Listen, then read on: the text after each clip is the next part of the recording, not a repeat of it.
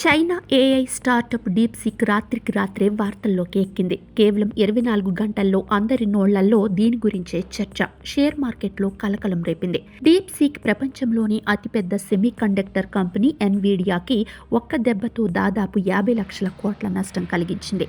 డీప్సీక్తో America కూడా దిగ్భ్రాంతికి గురైంది. ఈ చైనా కంపెనీ డీప్సీక్ వ్యవస్థాపకులు లియాంగ్ వెన్ఫెంగ్. ఆయన గురించి ఎందుకు చాలా చర్చ జరుగుతుందో తెలుసుకుందాం.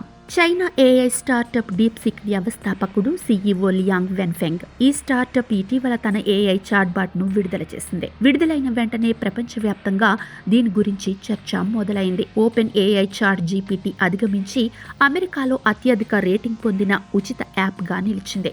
డీప్సీక్ ను తక్కువ ఖర్చుతో కేవలం $60 లక్షల నిర్మించారు. చాట్ జీపీటీ నిర్మాణానికి $6 కోట్ల పైగా ఖర్చయింది. 2023లో ప్రారంభమైన లియాంగ్ కంపెనీ దీన్ని తక్కువ ఖర్చుతో అభివృద్ధి చేసింది. దీంతో లియాంగ్ వెన్ఫెంగ్ వార్తల్లోకి వచ్చారు. 40 ఏళ్ల లియాంగ్ వెన్ఫెంగ్ 2013లో హాంగ్ యాకేబీ ఇన్వెస్ట్మెంట్ మేనేజ్మెంట్ కంపెనీని స్థాపించారు. 2 సంవత్సరాల తర్వాత జెజియాంగ్ జియోజాంగ్ అసెట్ మేనేజ్మెంట్ను ప్రారంభించారు. లియాంగ్ వెన్ఫెంగ్ 2019లో హై ప్లేయర్ ఏఐని ప్రారంభించారు. ఇది $10 బిలియన్ పైగా ఆస్తులను నిర్వహించే సంస్థ.